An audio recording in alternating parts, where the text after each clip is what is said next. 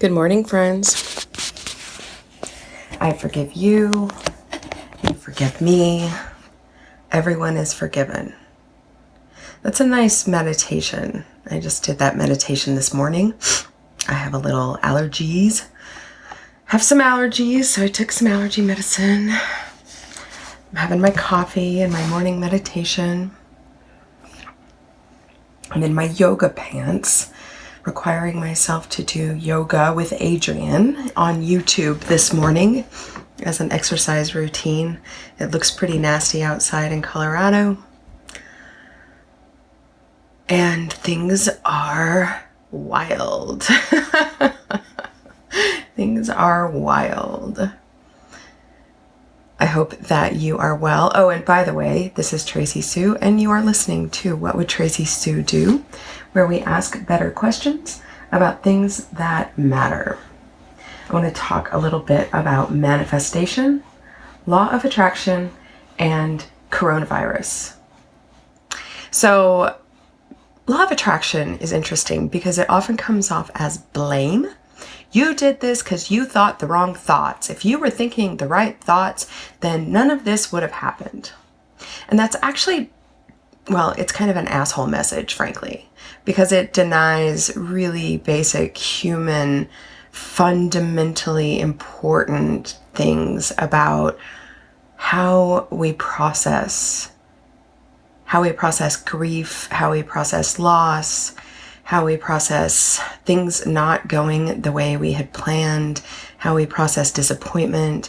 So you manifested this is really just saying, skip the grief, look on the bright side.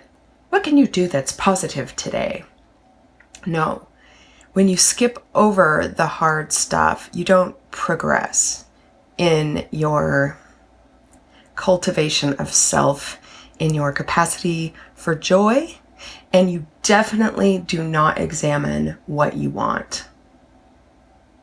So if you are insisting that no one is allowed to be negative, quote unquote negative, whatever their interpretation is or your interpretation is of negative, which generally means fear. Fear can exist alongside of love. Of course it can. That is the dumbest thing I've ever heard. Fear is not the opposite of love. It's just part of being human. That's all it is. That is it. That's all it is. And your fear is actually really helpful to tell you something. You should not shove aside fear and insist that you're not going to be afraid because you don't want to manifest something negative or something that you don't like.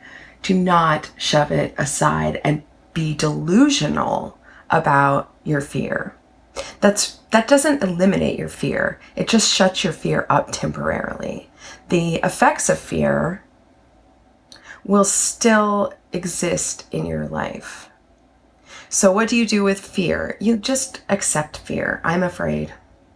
When you accept the things that you're feeling and the irrational, sometimes legitimate, all of it's legitimate. Let me take that back. All of it is legitimate. Any feeling that you have right now is a legitimate feeling. It is a credible feeling. It is there to tell you something. It is there. If you're afraid of money, it is there to tell you about how unstable life is in general, unstable the way we're doing our economy, unstable the way we're making our living, unstable the way we're handling money. So that's a really important thing. Feelings are information. That's what they are. They're information. They can be information about a past wound that you haven't grieved through. They can be information about a current situation and how you need to change how you're making choices. They can point to insecurities, and then you can trace that insecurity back to the source, if you will, like where that insecurity developed. They can point to all kinds of really great information. You do not have to shame yourself for having fear. You did not make something bad happen. Like if you have lost your job, you did not make that happen because you had the wrong thoughts. That is not how this works. That's not how life works. It's not how law of attraction works. It's not how manifestation works. There are compulsively negative perceptions, but if you look at those, it's called the shadow. And how we deal with our shadow is we look straight at it and we say, okay, that's it. I'm drinking too much. I need to stop. Truth is the way out, right? So anything that is not the truth is what manifests things that you don't want necessarily, right? So if you're refusing to be quote unquote negative and forcing your feelings to shut up and go away, then what you're doing is denying the truth for you. You're denying the truth of your experience. You're denying the truth that's there. The fear is there to point to the truth. What am I afraid of? When I was doing my dream board for this year, I did not do one in 2019. It was the first time since 2007 that I have not done a dream board. And I just had this very real sense that 2019 was a recalibration preparation year. It was a time to step back, really analyze what I wanted, really face the truth of my life, right? I committed to, sort of accidentally committed to stop lying to myself about other people, to stop lying to others about other people and their intentions and their effect on my life. I came through this because I had recognized a pattern in my romantic relationships in which I still was accepting someone's potential and seeing their soul instead of their earthly self, right? Their personality, how they're behaving in their life, what they're doing, what choices they're making.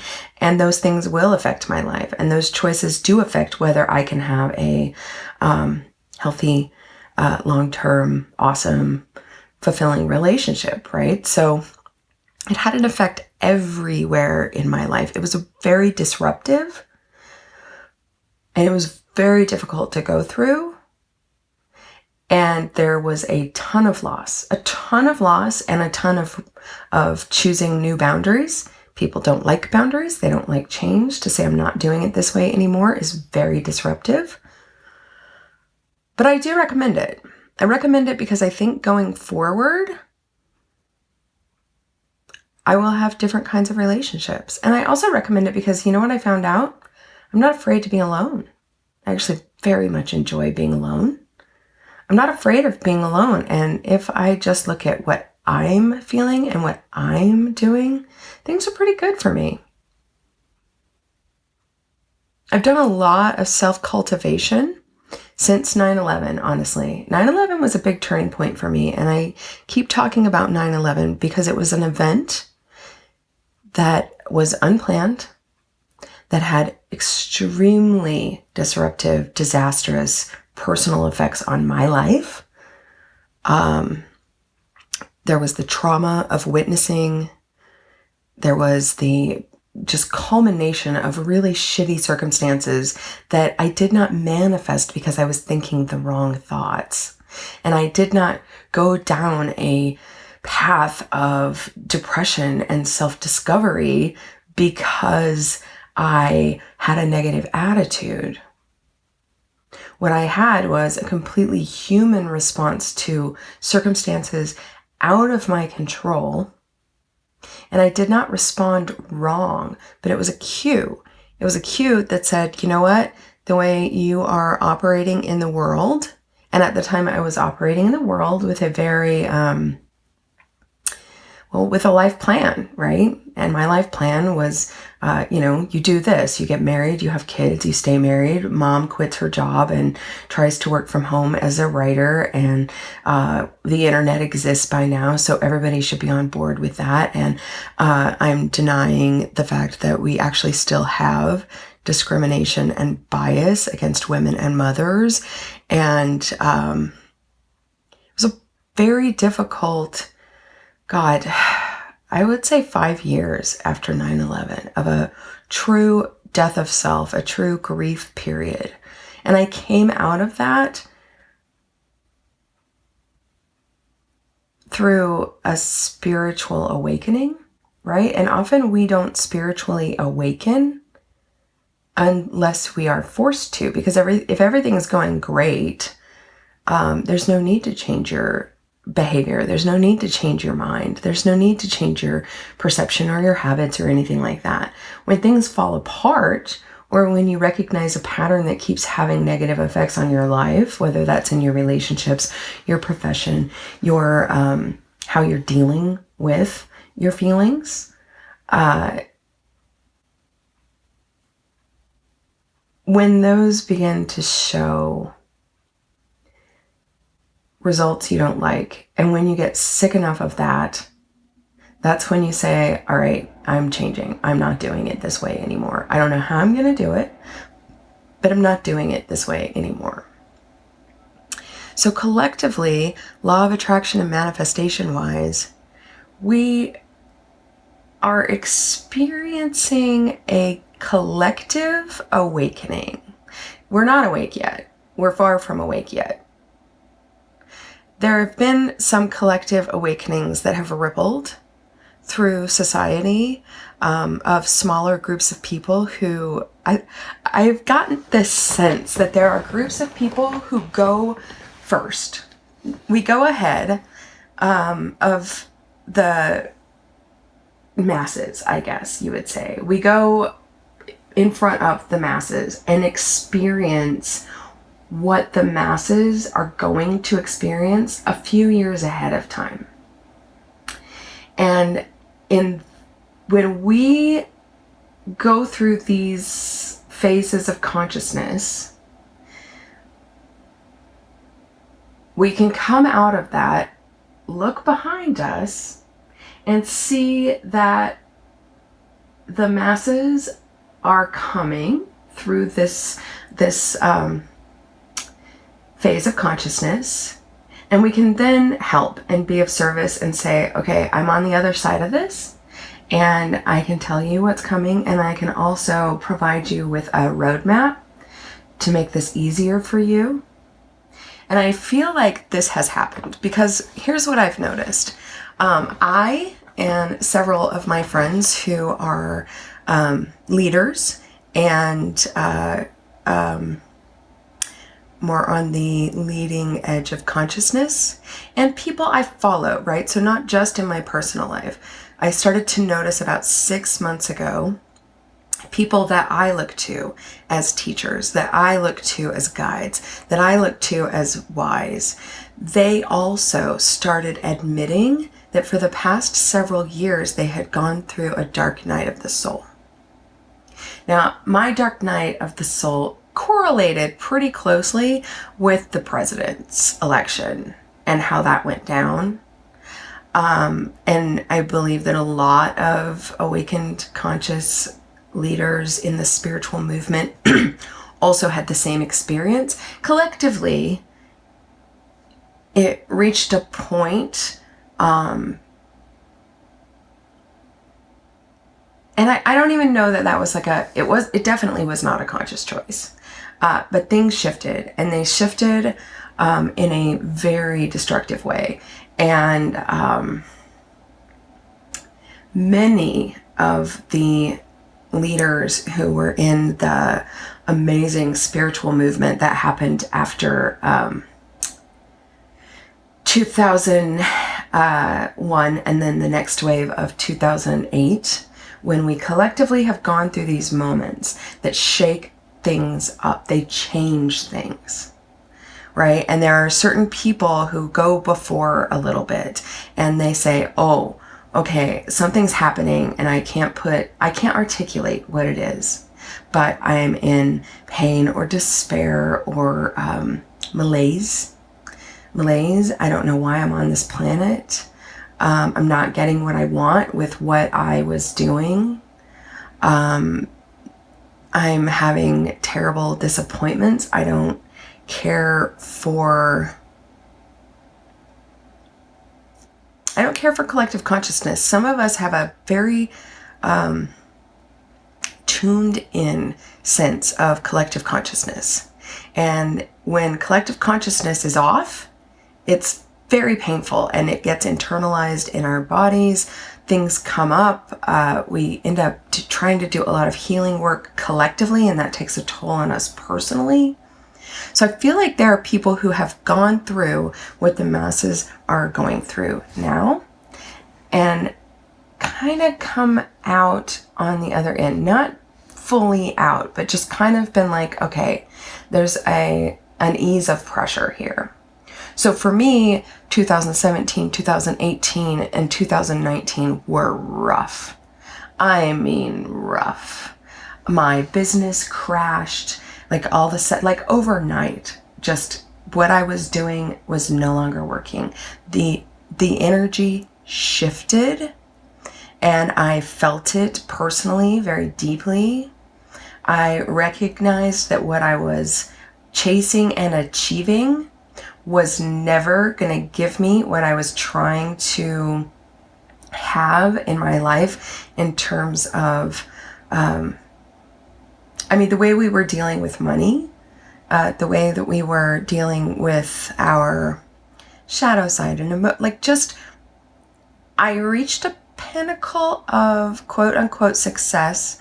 I looked around me and thought, is this really what I want? Right? So it was on a financial level, but also I reached a pinnacle of spiritual success. And I looked around me and I thought, no one in my life is here. And if I stay here, then no one will be up here with me and I'll be very lonely. And I did not want that. I did not want to be alone. Now, I also reached a pinnacle of creativity that, again, no one could relate to. I couldn't have a conversation with anyone. So I tried to shut myself up, and I tried to shut myself down, and I tried to slow my energy so that I could remain with the people who I was in community with. And I enjoyed that community, and it felt really good. Belonging feels amazing. And now I have understood that that is futile. So that's one of the messages I want to give you today. To grasp, to hang on, to cling to what your life looked like before is futile. It's never coming back. It is never, ever, ever, ever coming back. And that's a good thing. It will be a good thing after you go through the shitty thing, right? Change is hard. It is painful. To lose people in your life is painful. These are grief-worthy losses. These are grief-worthy losses. And a lot of us have gone through a lot of loss in the past couple of years. The rest have clung and hung on and looked at those of us who went through loss and said, you're doing it wrong. If you would just do it this way, you're doing it wrong. You're thinking the wrong thoughts. You're manifesting negativity in your life. It's not true. What you're manifesting is change, right? And we are collectively manifesting change. And we've all cried out for change. Whatever political side you're on, you've been crying out for change, right? A lot of people have been crying out for change in the sense that they want to go backwards. They want to go to a time before when I started noticing that men would keep saying when it was a simpler time. And I would think, you mean the simpler time when everybody deferred to what you wanted? The simpler time when you didn't have to compromise with your wife because she wasn't allowed to say anything? A simpler time when you were king of the hill and you didn't have to compete with minorities or women in your workplace? Yes, that's exactly what they meant. A simpler time when they got what they wanted and everyone deferred to them. That's absolutely what they meant. That's never happening again. We're not going back to that. I certainly, I mean, there's a whole generation of Generation X couples that got into relationships had ideas that equality was going to happen in those relationships. And then when it tried to happen, like when wives were like, no, this is my decision too, men were dicks. I'm just gonna say it. They felt threatened. What they wanted really was the idea, but not the actual reality of having an equal partner. Because being an equal partner is hard, right? Compromise is hard. Yeah, sure, your marriage was successful in generations before that because the wife submitted to the husband and she didn't have any economic independence. And so she had to have you. And so she deferred to you. Yeah, life is easier. Marriage is easier because the rules are clear. And of course men liked it that way because they always won, right? So it looks like marriage took a hit, but in reality, it's progress. And it will change future generations and the way they do relationship. I think millennials are having their own major transition in terms of women are not needing husbands. They're still wanting spouses, but they're not needing husbands. And so they're ending up in these novel situations. 9/11 babies are coming of age now. The way that they're doing relationship, I'm sure, will be different. It takes time for collective change. We have had all of this information change, right? This technology change.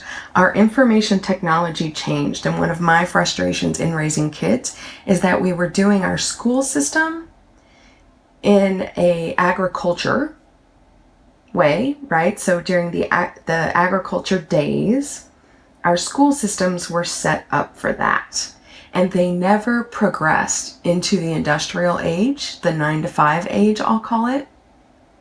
Right? So mothers who had to go out and work or wanted to go, probably a combination of both wanting to go out and work and needing to go out and work, were stuck, families were stuck in this position where 9 to 5 doesn't match up with the way we were doing schools, which is very much based on agriculture, right? So you take breaks, like our breaks, our spring break and our,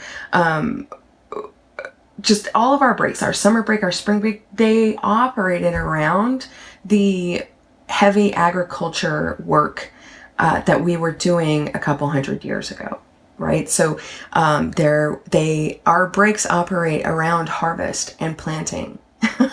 And that didn't change. And our hours operated according to kids walking to school. That's why we have daylight savings time, is to try to increase light during periods of time when kids are walking to school or home from school, right? So our school system stuck in our agriculture society and it never changed, which completely conflicted with our 9 to 5 realities during the industrial age, I guess we'll call it, right? The factory work, the 9 to 5 hours, the white collar work, being in an office, right?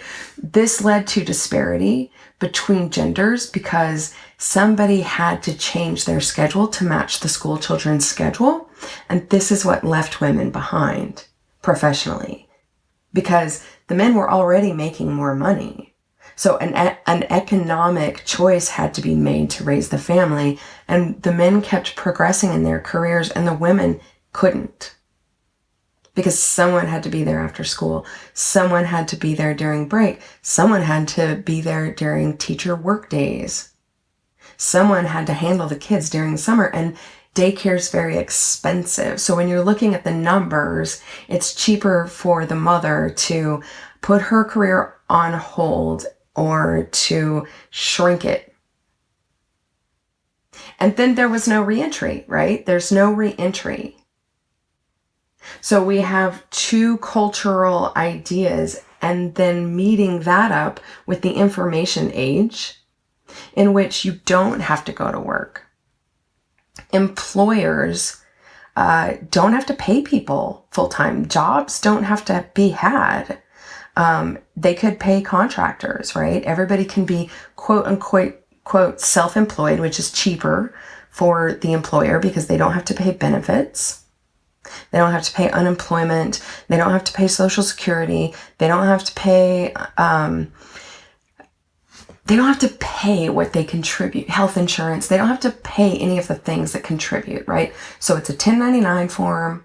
That's how people pay taxes. The employer has no responsibility. There's no hourly wage. So all of the things that the labor force worked for in terms of fairness, fair pay, safe conditions, reasonable working hours, overtime, like all of these laws that were fought for and won by workers became irrelevant, not applicable as we moved into the information age.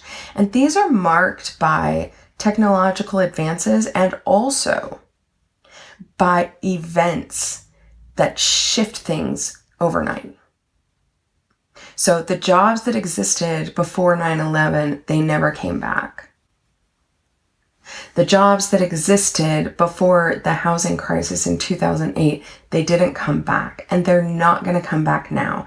You have been sent home and do not expect to go back the way you were. And this is long-term a good thing because now we will have to shift our systems to match our current realities, right? We can bring forward our school systems and our work systems and the way that we have our economy set up in terms of who pays for what and how that gets managed, such as healthcare, right? If people don't have jobs, and some of us were faced with this terrible, painful, unstable, insecure feeling of I have no grounding here. I have no support because we're still operating in this 9-to-5 model that doesn't fit my reality in terms of how we work, right? So I kind of feel like everybody's been welcomed into the world I've been living for quite some time. And I'm here to tell you that it's not as bad as you think in terms of long term. Long term, this is an opportunity to move into the present reality of our outsourcing, automation, 9-to-5, an agricultural school system that is all kinds of jacked up. It doesn't match each other. We're not aligned, right? So when we talk about spiritual alignment, you have to align with the reality on the planet Earth. You have to align with the laws of money. Your choices have to align where you want to go, right? We need to align. There's a realignment that must happen. And we've all known it. So in our own ways, we've been praying for change that aligns with our current realities, our current values, our current work, our current, we're misaligned. We're also extremely mismatched with what we want for our lives, right? So all of these people who have been sent home to work from home, laid off, who will no longer have jobs, this is the opportunity to look at that and say, what do I now want for my life? Do I want to have that job? For a long time, people have been in jobs that they hate because they thought they had to do it. They had to do it for the security. They had to do it for the money. They had to do it to keep up with the Joneses. They had to do it to get the quote unquote American dream with the marriage and the white picket fence and the house and the mortgage.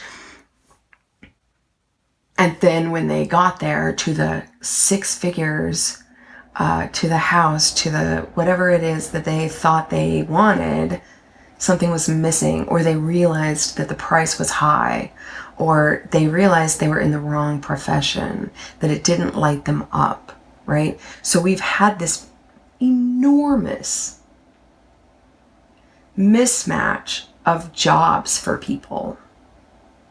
Like a desire has welled in someone and they find themselves doing work they hate, right? And that desire is next door doing work they hate, and the neighbor may love your job and you may love their job, but it was too difficult to figure out a way to switch. I believe there are people on the planet who want to do the work that you do, not in competition with you, but perhaps because you hate your job, or you feel disenchanted, or maybe that chapter, that phase of life is just over for you. I mean, that is valid, right? We go through phases where things matter to us and then they stop mattering to us. I like to use the parenting analogy, right? Oh my gosh, is, pregnancy and breastfeeding and, how you raise toddlers and child development is fascinating endlessly to mothers, to young families. As you age out of that period of development in your life, you also age out of interest in that. It no longer becomes the most fascinating thing in your world because that chapter is over, right? So I'm in a chapter of shift with my own family. My kids don't need me as much. They're older. My daughter's turned 18. She's going to go to college in the fall. That's a transition. There's had to be a grief period. And I'm sure my grief period is not over as these manifest into reality, into physical reality. But it has caused me to look at, okay, what do I want to be doing when I'm an empty nester? How do I want to live my life now? What do I want that to look like? So to expect us to have one profession, one calling, one purpose is an unreasonable expectation. It's not helpful. It's not useful. And then when we say, oh, well, just be positive without taking time to notice, here's where I'm unsatisfied. Here's what I don't like. Here's what I'm not going to do anymore, right? That fear, that malaise, that discontent. Happy people look at their discontent in the face and make choices based on that information. Happy people make choices based on the information their discontent provides them. That's science, people. That's not a philosophy. That's science. There is science that proves this. Happy people are not the people who say, oh, just look at the bright side. Don't be so negative. I'm not going to think that thought. Those are not the people who become happy. The happy person looks at the reality of their situation and says, I'm unhappy. What's not working? Where is this grief coming from? What is this fear about? Fear is not the opposite of love. Fear is information. Fear just comes with it. It just comes with being human. We are being tested on a Maslow's hierarchy of needs right now. If you don't know what this is, there's a pyramid. You can go look it up and you can see a picture of the pyramid. On the very bottom is food, shelter, like your basic, I need to be alive, right? Like, how do I be alive? I need to make that happen. And we have a system in which a lot of us have been moved down to a bottom rung of the hierarchy of needs. Above that are things like belonging. Above that are things like, self-actualization. Above that, like, it goes up. But if you don't have the bottom rung, you do not have the luxury of thinking about your purpose, right? If you can't even figure out how to be alive, how to get basic health care, how to get a basic education, how to live in a house safely, how to, like, these are just, if we have a huge portion of society that is stuck on that bottom rung and that rung is growing, we're doing it wrong. If the rung at the very bottom, if the bar at the very bottom of the needs, the hierarchy of needs, is growing instead of shrinking, we are doing it wrong. And that is the position we have found ourselves in. We have found ourselves in the poverty. The people in poverty are becoming a greater and greater number. And the people in the middle are shrinking. And the people at the top are shrinking.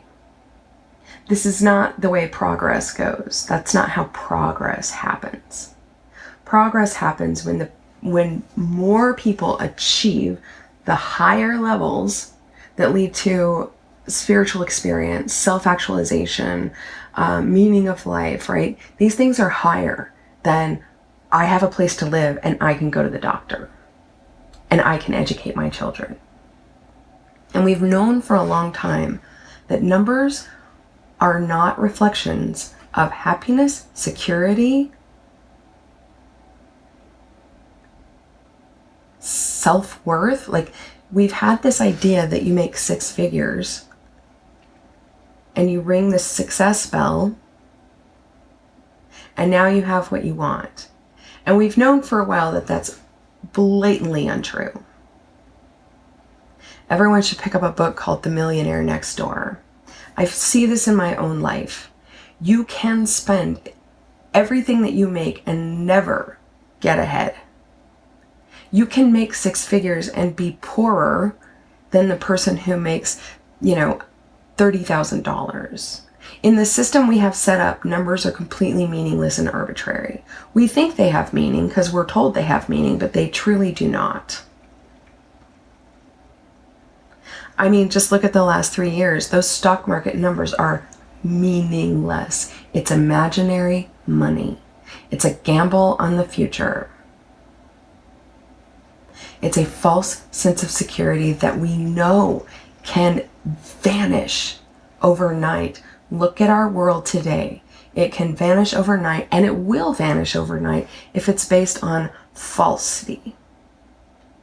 And our stock market was based on falsity, because when you look at job ads today, $12 an hour it's like the basic hourly wage.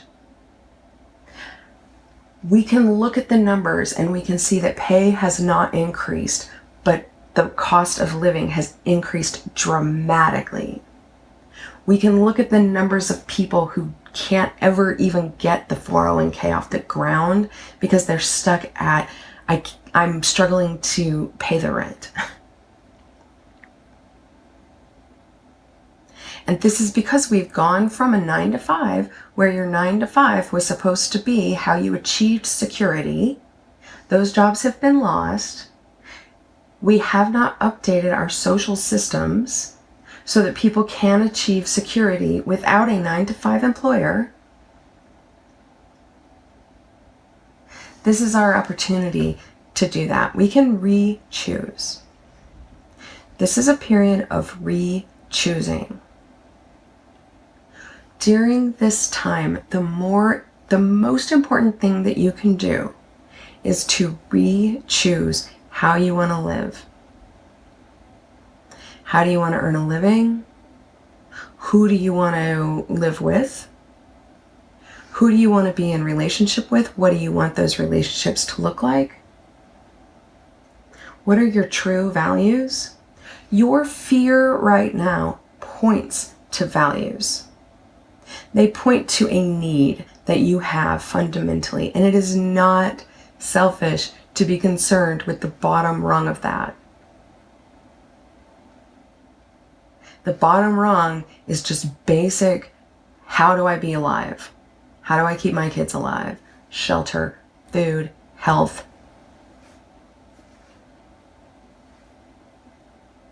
That's just basic. And I'm here to tell you that when this is over, we will not be the same. We will look differently. And to try to get your old life back will be foolish, and it will not make you happy, and it will fail.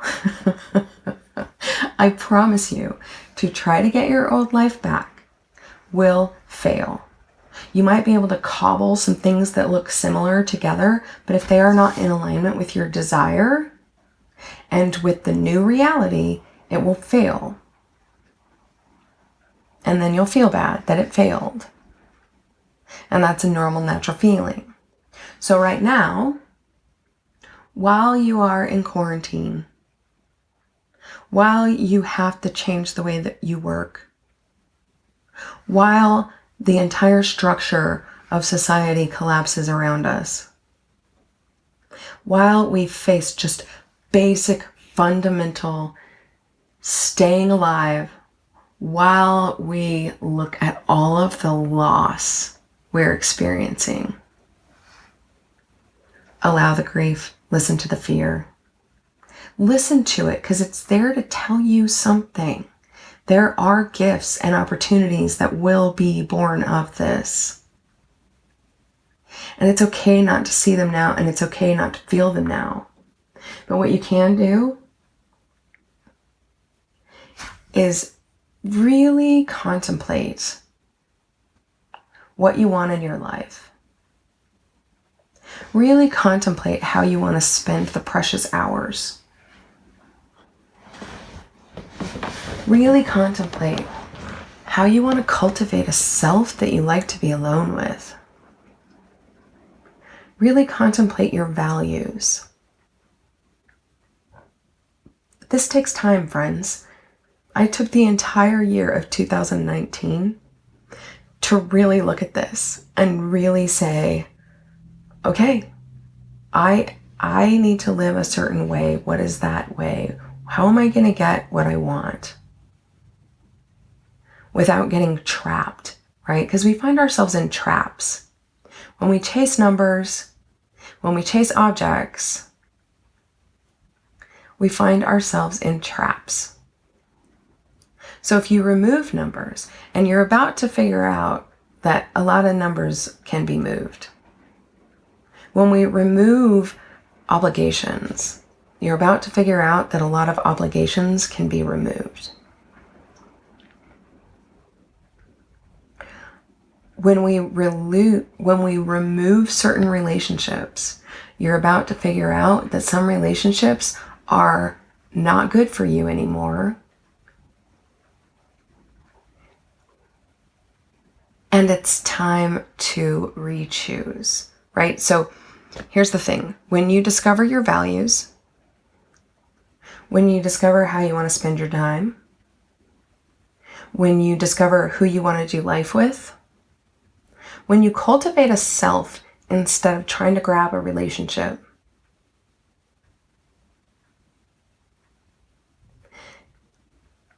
the people in your life are going to change. There will be loss. And it's okay to grieve that. It will naturally happen. You don't have to force anything to happen. If you try to force anything to happen, you're just going to fuck it up. Because you don't have any power to do that, right? We love to think that we can choose anything we want and our thoughts can just create whatever we want. But the thing is, even if you can create it, you're not even examining what you really, truly, at the core, fundamentally want. And you're also dismissing the information that the universe has for you, right? So we can insist that we want that particular person. This is the complexity and the simplicity of free will. Yes, you're allowed to insist on that. Yes, you're allowed to insist that you never think fear thoughts. Yes, you're allowed to create your life and insist on those. But you don't have all the information. You do not have all the information. God, the universe, spirit, that has the information. Thy will be done has a simplistic beauty to it. right? Because it removes responsibility for you to figure out every detail of your life. It removes all the artificial barriers. And it's about surrender. It's about the idea that you can't control everything. You can't control all of your feelings. You can't control all of your thoughts. You cannot control the circumstances of your life. You fucking certainly cannot control other people. And much of what we try to manifest is an attempt to control other people. Even if we cannot see it, it is an attempt to control other people. And we do that for all kinds of reasons. The largest one being that other people do affect our lives. and that we want to be able to control our lives. And if we've learned nothing through this, we definitely should be learning that we cannot control all of the circumstances of our lives. We have the things that we can control are very small. Like our ability to control the universe is limited. Our ability to control the circumstances of our lives are limited. Our ability to control nature is limited. And there's a freedom in that, and it's hard to get to. Like the feeling of freedom is kind of hard to get to, and you just kind of have to push through. And I don't mean push through. I don't mean push through in the capitalistic sense where we ignore our feelings and we do things we don't want to do and we just make ourselves do stuff. I don't mean that kind of push through. I mean, you sit with the feeling that sucks. You sit with the circumstances you do not love. You surrender even when you can't figure out how to surrender. You accept the fact that you feel hopeless or you feel malaise or you don't have passion. You accept the fact that you're exhausted. You accept the fact that your control is limited. You accept the fact that you feel shitty things. You accept the fact that you're scared. You accept the fact that you can't push through. We need a complete recalibration. We have prayed for that, regardless of whatever your politics are. You have in some way or another prayed for that.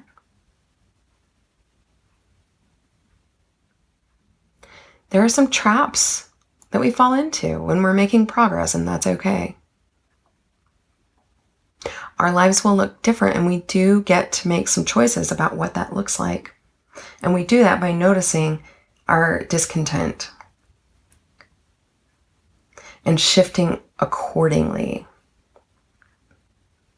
What I came to at the end of 2019, after spending a year really facing that, really facing truths and really facing my own personal habits of denial and lying to myself, and really facing traps that I had fallen into in terms of what I defined as success and how I wanted to live my life and who I wanted to do that with. I came to the point where I surrendered to the idea that my only job is to grow my own personal light and to expand my capacity for joy. I came to the realization that my brilliance, for the sole purpose of my own joy, is the only thing that I have to do. Because thy will be done says, okay, universe, I get it.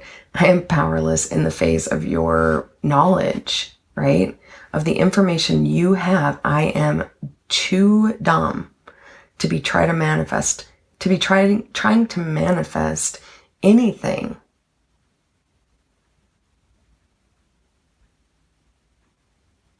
In terms of numbers or what's going to work for me or what's going to get me to the happiest place or who I want to be in relationship in terms of the list that I've made of desirable characteristics that, and it has produced people in my life. The list of desirable characteristics has produced people in my life that meet the list characteristics, but do not match, I guess would be the word, match. When you run a life based on values, and I'm not talking about rules. I am not talking about rules, right? So what religion calls a value is not a value. It is a rule. There is a difference. Your values are something core to you. What matters to you? And your feelings can tell you a lot about what that is, right? So if you're having a really, really, really scary feeling, so through 2019, my business crashed, my relationships dissolved, and I felt very insecure. And I realized I do not like this feeling. I do not like this feeling. So one of my words became security. Fundamentally, I need to feel secure. However the universe wants to deliver that for me, I'm going to surrender to that. Joy is created from light. How do I want to shine? How can I pull the things that I want or that are good for me toward me? How simple and fundamental and core can I make that? Okay? Shine as brilliantly as I can. And allow whatever will create joy to come to me. Right? So you focus on getting brilliant. You focus on the light. You do activities that increase that vibration. Light is a vibration, right? You do activities, you do whatever it takes for you to increase your light, to increase your vibration in speed and brilliance, right? So you focus on brilliance. That brilliance pulls things towards you that manifest joy. That's all your business. That's your business, man. That's it. That's your business. Then things come to you. The right things come to you based on what the universe knows that you want. And I encourage us to do this collectively as well. Like, we have all of these metaphors to describe our culture that are just gross. Dog eat dog world. Like, no, I don't want to live in that world. I'm fine, fuck you, you're on your own. I don't want to live in a society that is structured that way. Do you?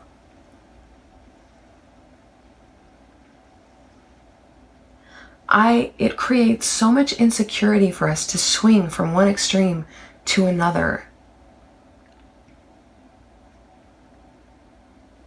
Somewhere in the middle. I mean, we have got to come to a point where we realize we're all in this together.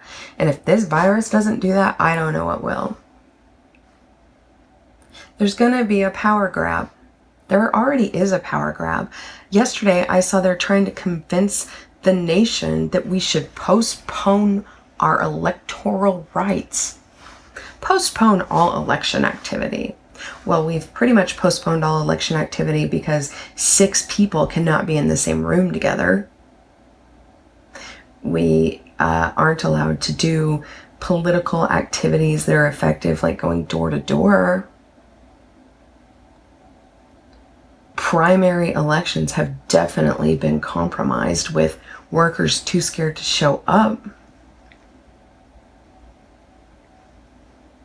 Some primaries were postponed indefinitely. Like, this is a moment where there's going to be a massive power grab.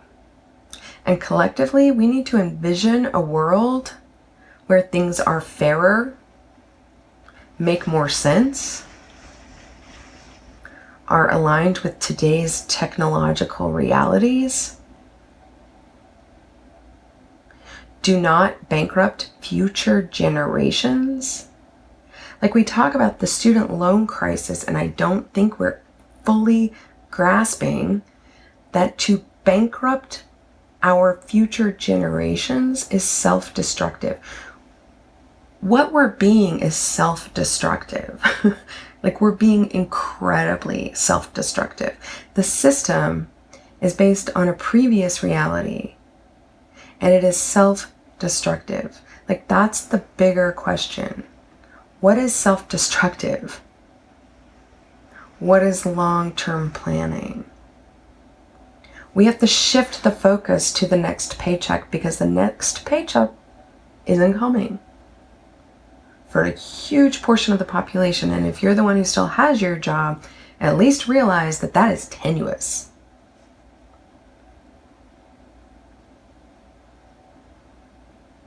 This is the massive event that can change things around. It can get uglier, more terrifying, awful, less stable, more self-destructive, or we can collectively insist that we're not doing it like that anymore. It doesn't work for us. It does not work for us.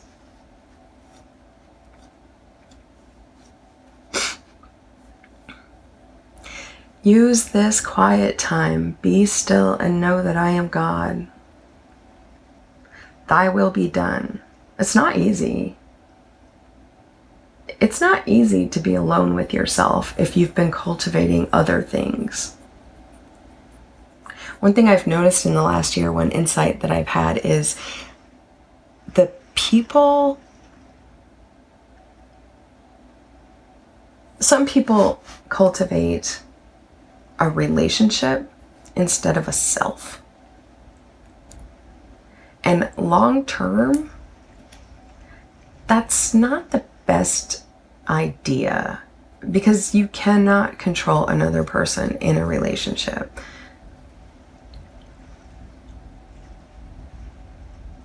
But you can control yourself. And whether that relationship exists or doesn't exist is a tenuous experience at best. It doesn't matter if you've got a beautiful, lovely relationship.